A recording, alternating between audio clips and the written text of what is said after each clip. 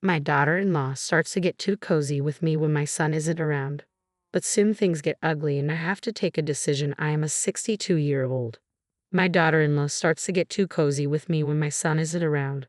Widower my wife passed away 5 years ago, shortly before our son John 32 got married to Brittany 30. After their wedding, John and Brittany moved in with me saying it was temporary until they found their own place. That was 4 years ago. I'm well off financially due to smart investments and a successful business I sold before retiring. Since John and Britt moved in, they've been living entirely off my wealth. I pay for everything: groceries, utilities, their car payments, and even their personal expenses like clothes and entertainment. At first, I didn't mind. I thought they needed time to settle into married life and find their footing, but as months turned into years, I started to feel taken advantage of. There were several incidents that bothered me. Last year, Jan asked for $10,000 to invest in cryptocurrency. I trusted him and gave him the money, only to later discover he had used for a lavish vacation with Brittany. They went to Bali for 2 weeks, staying in a 5-star resort and posting endless photos on social media. It hurt to realize they had lied to me. Brittany's shopping habits also became a point of concern. She often goes on shopping spree, buying designer clothes and accessories. Just last month, she came home with 3 new Louis Vuitton bags and a pair of Christian Louboutin shoes. When I casually asked about the cost, she brushed it off, saying it was a treat for herself. She never offers to contribute to household expenses. They've also developed a habit of throwing parties at my house, inviting their friends over, and using my wine cellar without asking. Last New Year's Eve, they hosted a party for about 50 people. They didn't even bother to inform me. Beforehand, I came home from a quiet dinner with a friend to find my house packed with strangers and my prized wine collection significantly depleted. Jahan quit his job 2 years ago to pursue his passion for painting. He converted our garage into a studio and spends hours there every day. However, he hasn't sold a single piece yet. When I gently suggested he might consider part-time work to support his art, he got defensive and accused me of not believing in his talent. Recently, they asked me to co-sign a loan for a new sports car. When I refused, explaining that it wasn't a wise financial decision, they got upset. Brittany didn't speak to me for days, and John kept making passive-aggressive comments about how I don't support their dreams. Despite these issues, I never said anything. I didn't want to create conflict or risk damaging my relationship with my only child, but last month I decided enough was enough. I called Jahan into my study and told him I couldn't support them financially anymore. I explained that at 32, he needed to take responsibility for his own life and find a job. I said I'd give them 3 months to get their finances in order before I stopped covering their expenses. Jahan was shocked but seemed to understand. He apologized for relying on me for so long and promised to start looking for work immediately. I felt relieved after our talk, thinking the issue was resolved.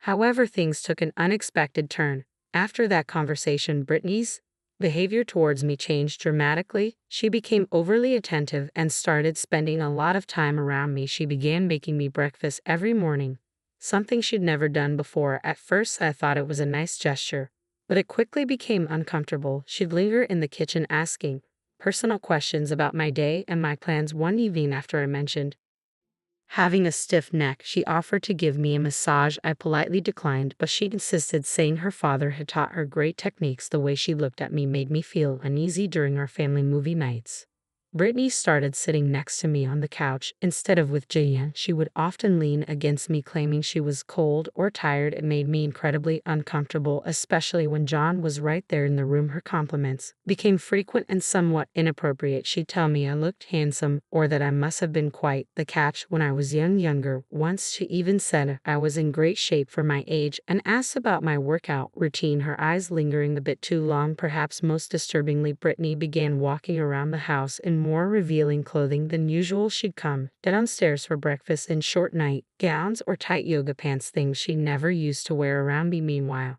John was out most days, allegedly job hunting. This left me alone with Brittany for long stretches, which made me increasingly uncomfortable. I'm not used to this kind of attention, especially from my daughter-in-law. It feels inappropriate and makes me uneasy. Last week, I was in the kitchen making coffee when Brittany came in wearing just a towel. She claimed she forgot her robe in the laundry room and asked if I could get it for her. The way she held the towel, barely covering herself, seemed deliberate. I awkwardly declined and quickly left the kitchen, my heart racing. A few days ago, she asked me to help her unclog the shower drain. When I went to the bathroom, she was in there wearing a very skimpy bathrobe. She stood unnecessarily close to me as I worked on the drain. Her perfume overwhelmed me in the small space yesterday during dinner. She spilled wine on her shirt. Instead of going to change, she took off her shirt right there at the table, leaving her in just a bra. She asked if I had any stain removal tips, but her eyes seemed to be challenging me, watching for my reaction. I mumbled something about club soda and excused myself from the table. This morning she came to my room without knocking while I was getting dressed. I was standing there in just my underwear,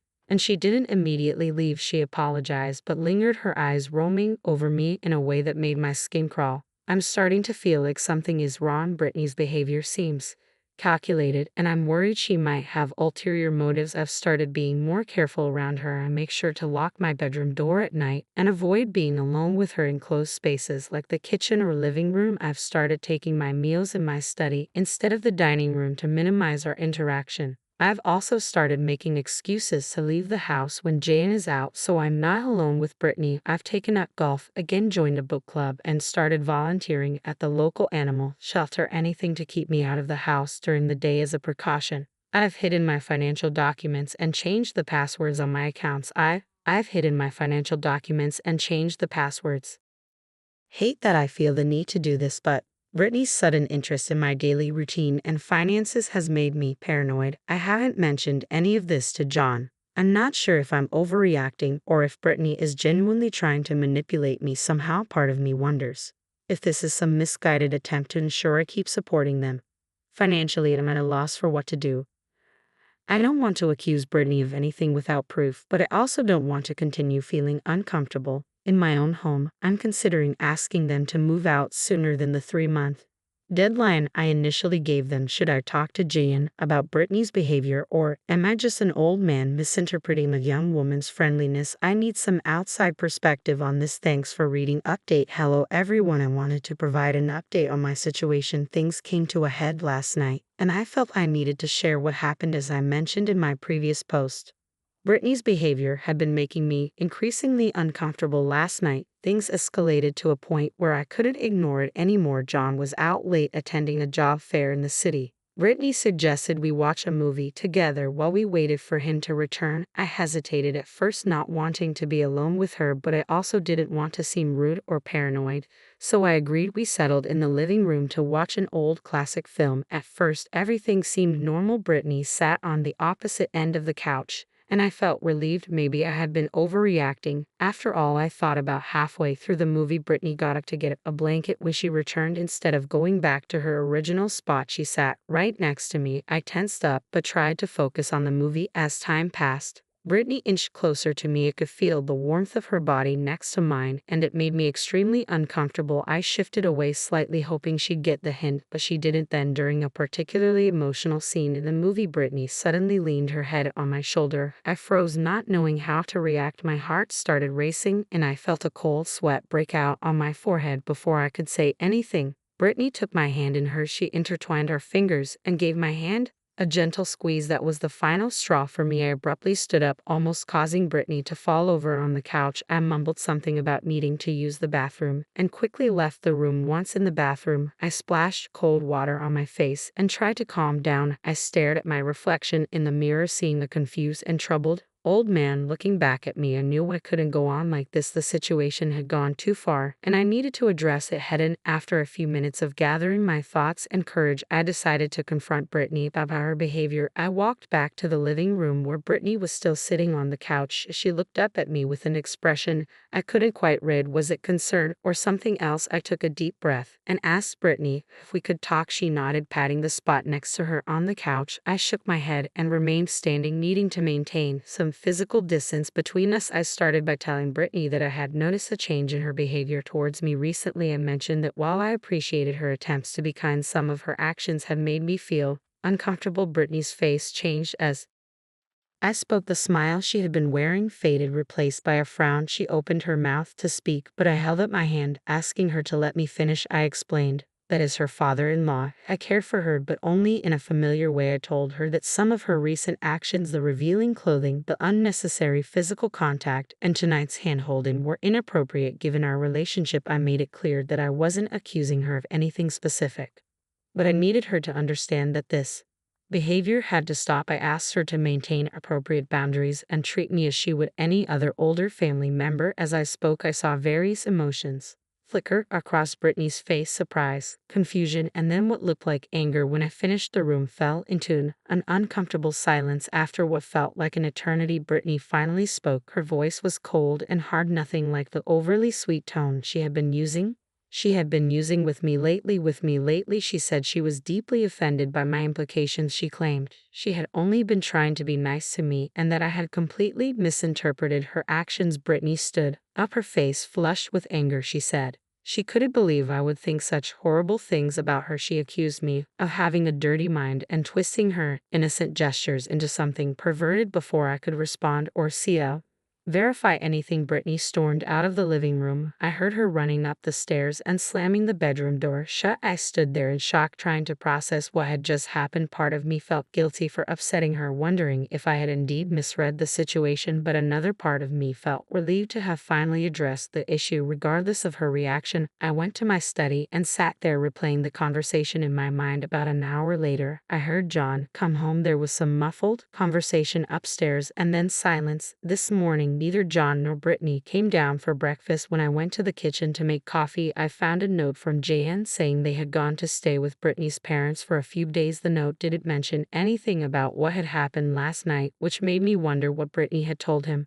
I'm now sitting in my quiet, empty house, feeling a mix of relief and anxiety. I'm glad I spoke up and set boundaries, but I'm worried about the repercussions this might have on my relationship with John. I'm not sure what will happen when they return. Will Brittany admit to her behavior? Will John believe me if I tell him what's been going on? Or have I just created a rift in our family that can't be repaired? I know I did the right thing by addressing the issue, but I can't help feeling like I've opened a can of worms. I'm preparing myself for a difficult conversation with Jan when they return. Thank you all for your support and advice on my original post. It gave me the courage to confront this uncomfortable situation. I'll update again once I had a chance to talk with Jan and figure out where we go from here. Update: after my last update, I felt lost and confused about the whole situation with Brittany and John. I decided to confide in my old friend Mike. We've known each other for over 40 years, and he's always been a voice of reason in my life. I invited Mike over for coffee and told him everything that had happened. I explained Brittany's strange behavior, my confrontation with her, and their sudden departure to her parents' house. As I spoke, I noticed Mike's expression growing more and more concerned. When I finished my story, Mike was quiet for a moment, then he said something that shook me to my core. He suggested that I might be looking at the situation from the wrong perspective. Mike reminded me that John had never been the most responsible or honest person. Even as a child, he gently pointed out that John's behavior as an adult, living off my wealth, lying about the cryptocurrency investment, quitting his job to pursue a non-existent art career, all pointed to a pattern of manipulation and entitlement. Mike then presented a theory that made my blood run cold. He said it was possible that John might be planning to trap me in some kind of scandal with Brittany. The goal could be to extort money from me or secure a larger part of my inheritance. Mike hastened to add that he hoped this wasn't the case, but given JK's history, we couldn't rule it out. I felt sick to my stomach at the thought. I didn't want to believe my own son could be capable of such deceit. But as I reflected on recent events, I had to admit that Mike's theory made a disturbing amount of sense. Mike offered to do some discreet investigating. He had some contacts in town who might be able to shed light on John's activities. I hesitated at first, feeling like I was betraying my son's trust, but then I remembered all the times John had betrayed my trust, and I agreed to let Mike look into it. A few days later, Mike came back with some troubling. He discovered that Jay had never been going job hunting as he claimed. Instead, he had been spending his days at a friend's house playing video games and drinking. This friend, it turned out, had a bit of a reputation as a small-town con artist. This revelation hit me hard. I had been proud of John for seemingly taking responsibility and looking for work. To find out it was all a lie felt like a punch to the gut. I realized that something was indeed very fishy about this whole situation. I asked Mike to dig deeper. I needed to know the full extent of what was going on. Mike was hesitant, warning me that I might not like what he found, but I insisted I had to know the truth, no matter how painful.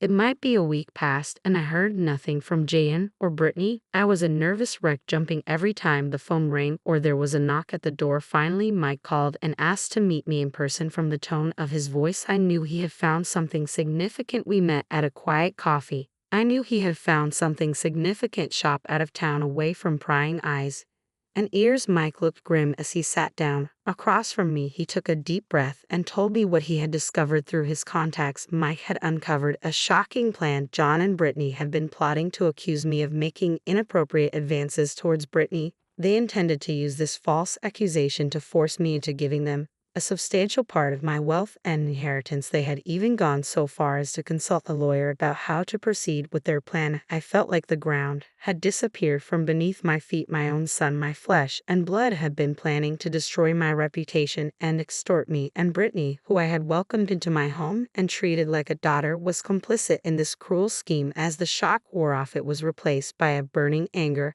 I had spent years making excuses for John's behavior, always giving him the benefit of the doubt, but this was beyond forgiveness. This was a betrayal of the deepest kind. I thanked Mike for his help and went home to plan my next move. I spent the night poring over financial documents, changing passwords, and making calls to my lawyer and financial advisor. By morning, I had secured my assets and was ready to confront John and Brittany. I called John and told him I needed to speak with both of them urgently. He sounded nervous, but agreed to come home with Brittany that afternoon. While I waited, Mike arrived with all the evidence he had gathered, including recordings and witnesses' statements. When John and Brittany arrived,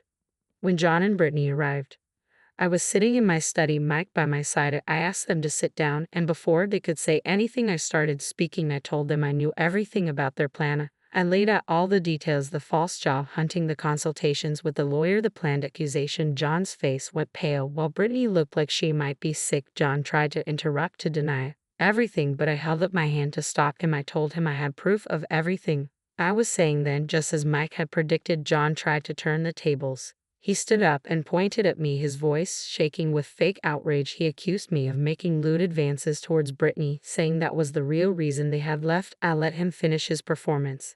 Then I nodded to Mike, who started playing the recordings he had gathered. We heard John's voice discussing the plan with his friend, laughing about how they were going to take me for all I was worth. We heard Brittany's voice too, suggesting ways to make the false accusation more believable. As the record recordings played, Jan and Brittany's faces crumpled. They realized they had been caught red-handed. There was no way to deny or explain away what we had all just the aftermath heard. When the recordings finished, I spoke again. My voice was calm but cold. I told them I was deeply disappointed and hurt by their actions. I said I had always tried to be a good father and had welcomed Brittany into our family with open arms. Their betrayal was unforgivable. I then informed them that I wanted them out of my house immediately. I had already packed their belongings, which were waiting in the garage. I told them I had changed all the locks and security codes. I made it clear that they were no longer welcome in my home or my life. John tried to argue, to make excuses, but I shut him down. I told him that if he ever tried to contact me again or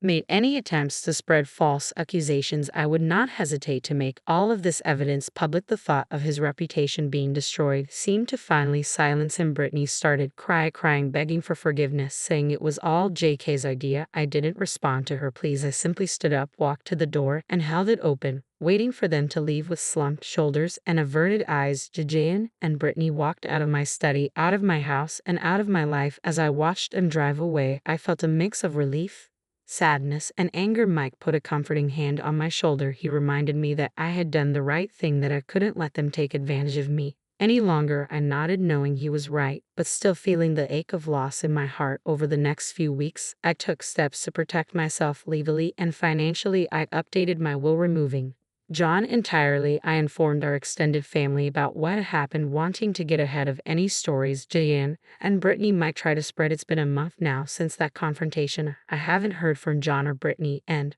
I'm not sure I'd ever will again. Some days the silence in the house is deafening.